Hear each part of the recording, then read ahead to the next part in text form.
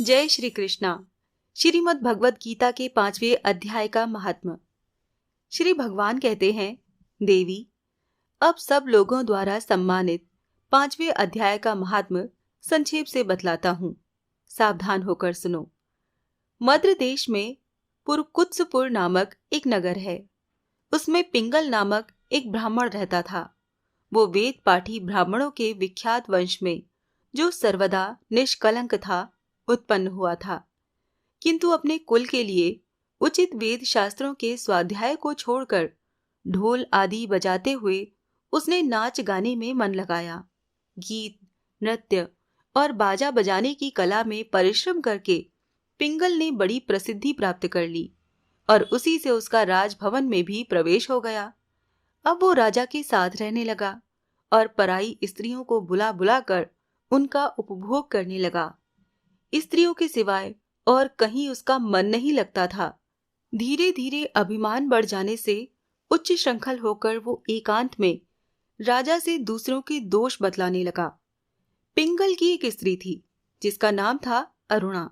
वो नीच कुल में उत्पन्न हुई थी और कामी पुरुषों के साथ विहार करने की इच्छा से सदा उन्हीं की खोज में घूमा करती थी।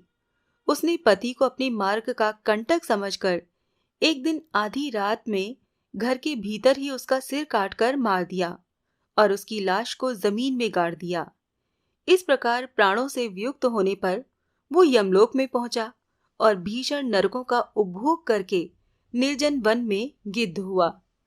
अरुणा भी भगंदर रोग से अपने सुंदर शरीर को त्याग कर घोर नरक भोगने के पश्चात उसी वन में शुकी हुई। एक दिन वो दाना चुगने की इच्छा से इधर उधर फुदक रही थी। इतने में ही उस गिद्ध ने पूर्व जन्म के बैर का स्मरण करके उसे अपने तीखे नखों से फाड़ दिया। शुकी घायल होकर पानी से भरी हुई मनुष्य की खोपड़ी में गिरी। गिद्ध पुनः उसकी ओर झपटा। इतने में ही जाल फैलाने वाला बहेलिये ने भी उसे भी वाणों का निशाना बनाया। उसकी पूर्व जन्म की पत्नी शुकी उस खोपड़ी के जल में डूबकर प्राण त्याग चुकी थी। फिर वो क्रूर पक्षी भी उसी में गिरकर डूब गया।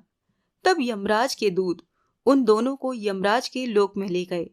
वहां अपने पूर्वकृत पाप कर्म को याद करके दोनों ही भयभीत हो रहे थे।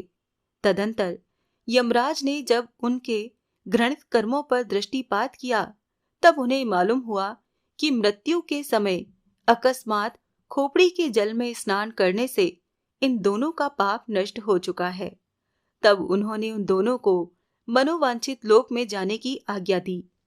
ये सुनकर अपने पाप को याद करते हुए वो दोनों बड़े विस्मय में पड़े और पास जाकर धर्मराज के चरणों में प्रणाम करके पूछने लगे, भगवान, हम दोनों ने पूर्व जन्म में अत्यंत घृणित पाप का संचय किया है, फिर हमें मनोवांछित लोकों में भेजने का क्या कारण है, बताइए। यमराज ने कहा, गंगा के किनारे वट नामक एक उत्तम ब्रह्म ज्ञानी रहते थे। वो एकांतवासी, ममता रहित, शांत, विरक्त और किसी से भी द्वेष न रखने वाले थे। प्रतिदिन गीता के 5वें अध्याय का जप करना उनका सदा का नियम था।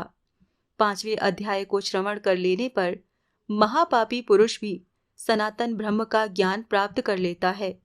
उसी पुण्य के प्रभाव से शुद्ध चित्त होकर उन्होंने अपने शरीर का परित्याग किया था।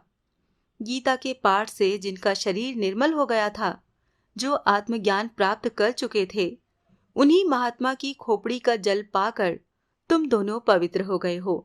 अतः अब तुम दोनों मनोवांछित लोकों को जाओ, क्योंकि गीता के 5वें अध्याय के महात्म्य से तुम दोनों शुद्ध हो गए हो। श्री भगवान कहते हैं, सबके प्रति समान भाव रखने वाले धर्मराज के द्वारा इस प्रकार समझाए जाने पर वो दोनों बहुत प्रसन्न हुए और विमान पर बैठकर बैकुंठ धाम को चले गए।